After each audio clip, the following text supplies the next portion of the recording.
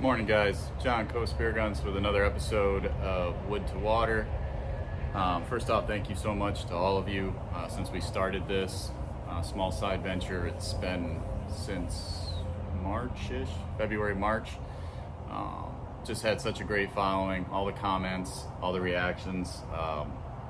These Wood to Water videos seem to do better than anything else we're putting out there, so I really appreciate all of you really putting your time in. I'm glad you enjoy them. So we're going to keep making them. This week we are doing one of our older models and bringing it back because so many people have had requests for it. We've been making the Twin R for years, and the Mid Plus version we still make. The 68, 60, 62, 58 Mid Plus we still make. I stopped making the Euros because they just really weren't fast sellers, the 135 and 125. So I've had a lot of requests for the 135 over the past, year and a half, and I decided, you know what, let's bring them back. Let's do one run. And the reason I'm hesitant is because they're super technical, and in the time it takes us to do just one run, which is 9 at a time, I can do 80 reef guns in the same amount of time, and just in terms of machining, not full start to finish, but in terms of machining, which is usually the hardest part, it's about 9 takes about the same amount of time as 80 reef guns in machining, which is crazy. That's how technical they are. It's a lot of meat gets taken off those. And just to show you a comparison, this is a reef blank. I mean, obviously a lot comes off of it, but we have to start with oversize and work it down. And this is our standard reef blank for the Fatback, Euro, Mid Plus, same size in terms of width and height. So in comparison, this is a Twin R blank. It's a monster, and a lot comes over 40% comes off this, but you have to have the meat there to take it away, and they're extremely technical. And to do it right, when we take meat away, when we take volume away, you can't just take a cut out and leave the other side alone. Wood was a once living thing, and naturally it wants to bend and twist a certain direction. Teak is the most favorable because it behaves, but when you take a Twin R and you take, or any of our guns for that matter, when you take meat off of one side, the gun naturally wants to bend and twist that direction, so you have to take equal or if not more volume off the other side to balance it out. This is something we've learned over a decade and a half of machining and trial and error, and that's why we have the reputation we have of building strong, straight guns. So, spear guns. So, after all the requests, we're going to bring back the 135 for one run, and after I fill all the orders for them, I'm sure I'll have a couple left over. I might put them on the website so you guys can order them if you like what you see, but I figured if we're going to do the Twin Rs, I might as well do some of the upgrades, some of the things. It's been probably 2.5 years since I've done them. So I've changed the body on them. I've already done some of the designing. I'm changing the body and making them a little more sleek. I'm adding an inset reel option so you can inset the reel, and just doing a little more tweaks and turns. Some of the styling of them, they're gonna look a lot sharper than they used to. So stay tuned, this will be a really interesting one. I think you'll really enjoy it. Brain. Don't say we can't, just don't say another word. These thoughts you've imagined aren't real, aren't adding up. You fetched your ideas from nowhere, all from another world. Your logic's impaired, your full picture is cropped. Cause we both know one day they're just gonna try again. Without doubt, might say if all's gonna mend. We both know that one day the sun's gonna rise again. So don't pout for our sake, cause this ain't the end.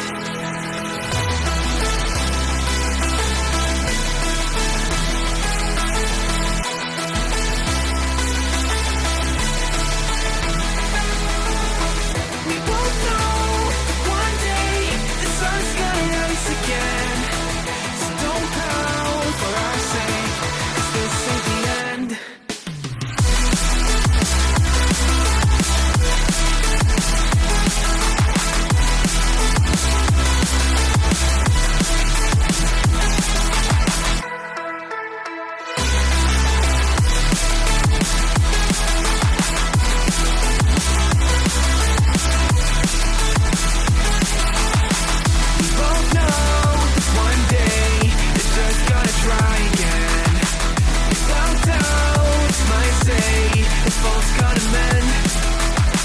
We both know one day the sun's gonna rise again. So don't pout for our sake, 'cause this ain't the end.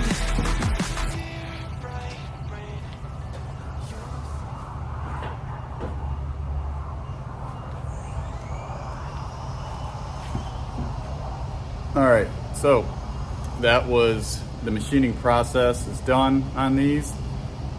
Took 2 full days. I mean, it's a lot of machining. And just again, for reference, here's a raw blank and how it starts. And just the machining process. I mean, look how much smaller this is. We take so much volume out of these. And I've done a few changes to the 135, the Euro version of the Twin R. We're gonna beef up the kicker band on it. I'm gonna shorten the roller bands. It's gonna have a lot of punch.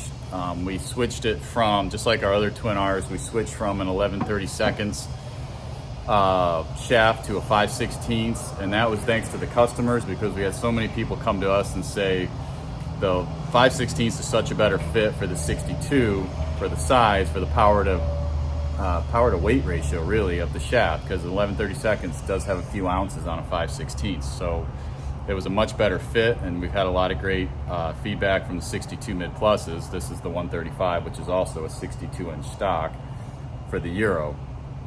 Euro meaning obviously rear handle.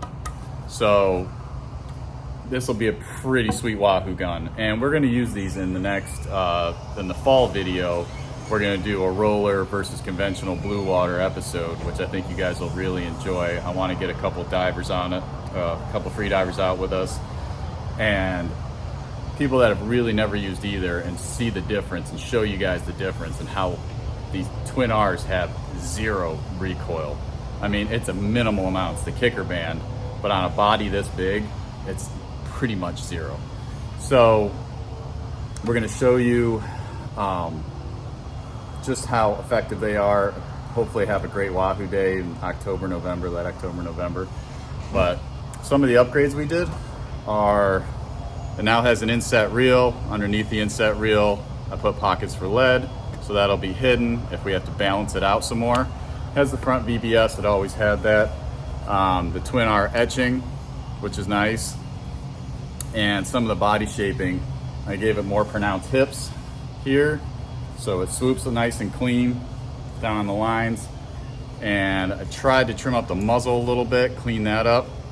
And I deepened, it's hard to see, but in the machining process, you can see where we take away meat off the front and off the back. And the reason we do that is I created a push out here, and you'll see as you load it, when it's loaded, it separates the 2 roller bands, and that's the whole point. It gives you better line of sight and they lay down better. And we're gonna beef up the kicker band so it has even more punch with that 5/16 shaft. So stay tuned. Next step is the roundovers, and you're gonna see me take off any of the extra meat on the back, and obviously pin drilling, and then off to sanding, coating, assembly, so on. So stay tuned.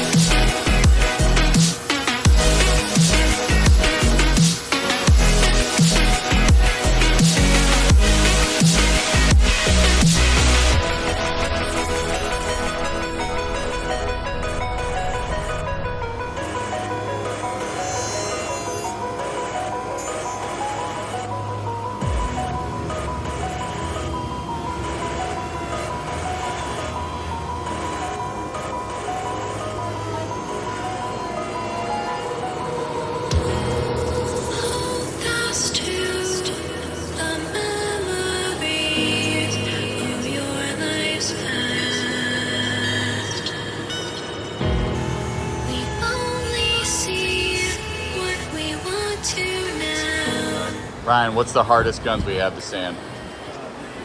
Yeah, it's by a long shot. Twin roller, because they have 1,000 different channels, 1,000 different cuts, sharp edges, all that needs to be sanded, every piece of it.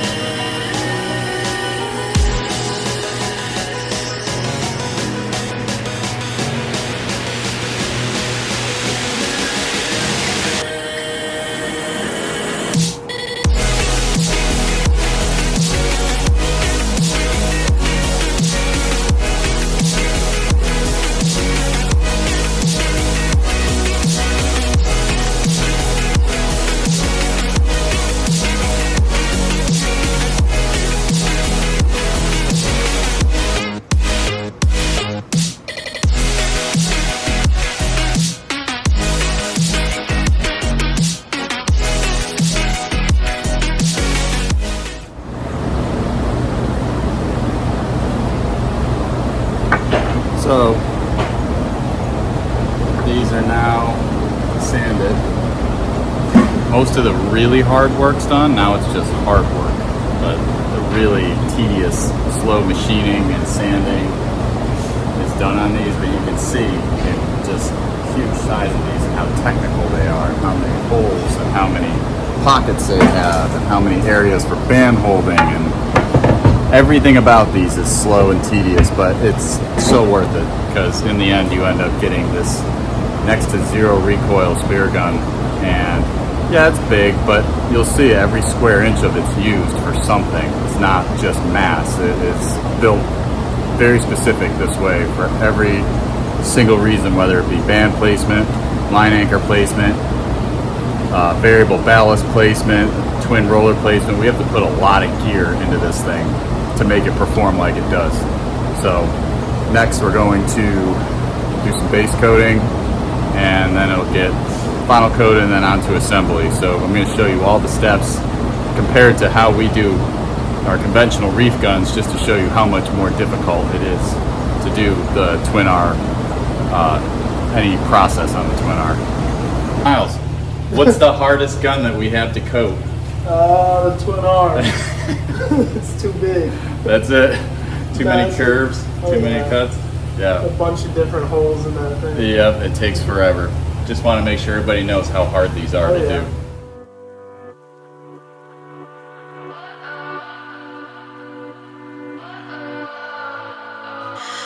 What does perfect even mean? Is there even such a thing? Ooh, can we switch up all the rules and imagine a utopia? Darling, I'm just so fed up with these expectations. They keep weighing me down. My heart is begging me to get the hell out of my head. I'm gonna live inside the upside down for a minute and pretend, honey, I'm a perfect 10. Whoa, whoa, honey, I'm a perfect 10. Whoa, whoa, and if I say it enough, it gets ingrained in my head, and I start to see, honey, I'm a perfect 10. Honey, I'm a perfect 10. Whoa, honey, I'm a perfect 10. Honey, I'm a, yeah. Yeah, I've discussed it with myself, and I'm disgusted with the way we're told to have a certain face. I stood and wait because we aren't pixels on a screen. No, we're human, we breathe. Every single thing we see curated. It's a after hours of labor, they are now sanded, base coated, and they're gonna go to final coating and then off to assembly and bands and all kinds of stuff. But hope you guys are getting a good feel for just how much labor goes into these twin rollers. But again, like I said before, it's absolutely worth it when you actually get a chance to shoot one. So on to the next step. Perfect 10. Whoa.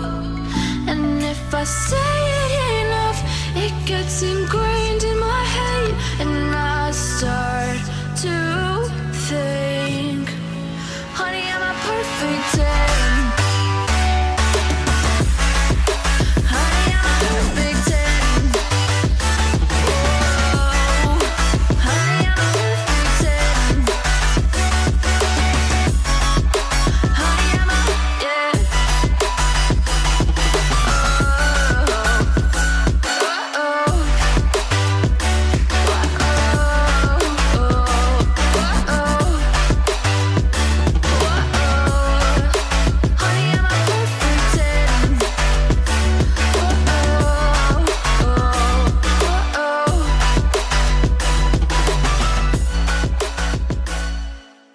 Concept. What is the hardest spear gun in the Koah lineup to build? Definitely a twin arm. Yeah? Why is that? Probably all the components. Yeah. It's heavy, awkward.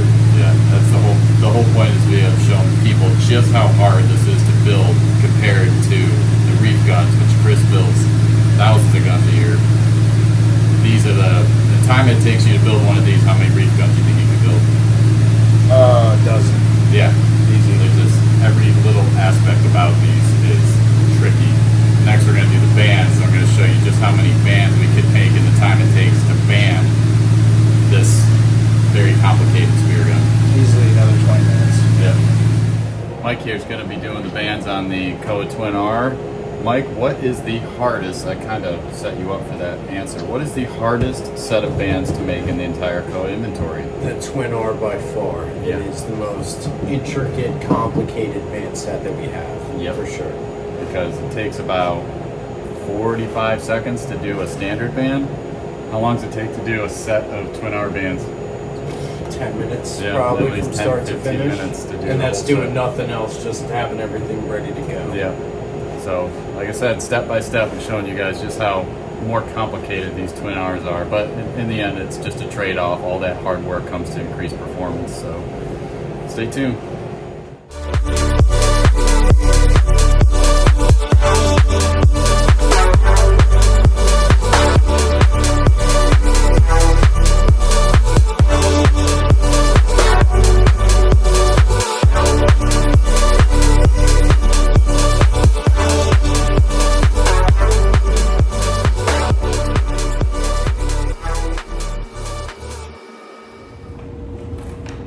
So that's it for the 135 Twin R. Hope you guys enjoyed the video as much as we enjoyed doing the builds.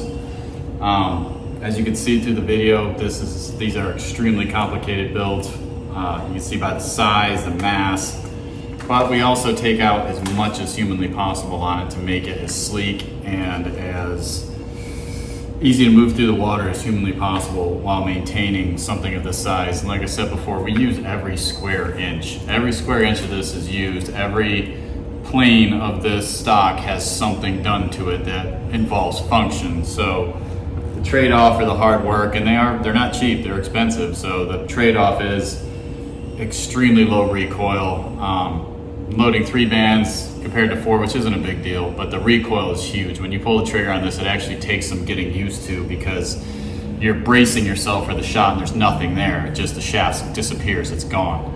So you can see some of the small upgrades we did. I slimmed it out a little bit more, but the Twin R is now etched into the Speargun, so that's part of it, that's port epoxy. This carbon fiber plate back here, the holes match up with the reel that we use.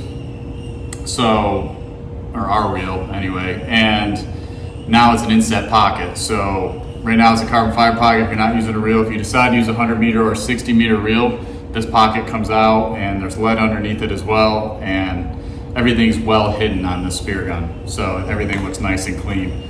There's also a small indent back here to give you better line of sight down the trigger mech. And we've shortened the bands a little bit. So you have your 2 roller bands here, your outside, inside, and then we upgraded this to a 5/8 kicker band. So a lot of people have asked me in the past, will I ever do an inverted roller gun? I have done them. We have prototypes that we did. I used them, I tested them out. Very similar in terms of power, in terms of recoil, they're great. Labor-wise, they're about the same. The harder part with the twin or with an inverted roller is, and for those of you that don't know, real quick, an inverted roller, all the rollers and the bands are on the bottom of the spear gun, and essentially the only thing you have coming through on top is the dynamo, the shooting line, or not the shooting line, but the wishbone. It's basically one giant wishbone. So the benefit is you have direct line of sight down the shaft. You can see with no obstruction exactly what you're aiming at, and that's great. But you have a series of rollers on the bottom, and it lowers the coefficient of how much it takes to pull that multiple times. So you're getting huge amounts of power on one wishbone, which is great, but in terms of educating people to use that, and it's a more complicated gun, it takes longer to load. We wanted to find the balance between user friendliness and the benefits of using a roller. So that's exactly what our twin roller is. It's more user friendly, you don't need a load assist, and it still gives you plenty of power. And you could keep adding power, but in the end it doesn't matter because you're limited by your double wrap. So there's a double wrap on the side of the spear gun, it hits the end of that double wrap with force. You could do a triple wrap, but you're asking for a bird nest when it leaves the muzzle. So there's always trade-offs. But as always, if you like these videos, by all means, please like, subscribe, comment, share, whatever you gotta do. All of it helps us grow the channel. All of it helps the algorithm of YouTube direct more people to our channel, so we get more views, in turn have more time to do these things, or have some revenue coming in to do more of these videos, because they do take a lot of time to make these videos. But I'm glad you guys are enjoying them. I enjoy doing them, and I enjoy the feedback. So please keep doing what you're doing. And we're gonna be doing a video with these probably around November, December, when the Wahoos start to run. We're gonna do a roller versus conventional blue water. We'll bring one of our 64 mid pluses out with this, maybe bring a guest or two, and have them shoot both of them as well as us, and see, you know, how they're taking down the fish and what they think. So you guys get a real view, or a real aspect of how people think, how people like these, and the differences between the two. So again, thank you guys so much for watching, and until the next build, stay safe out there.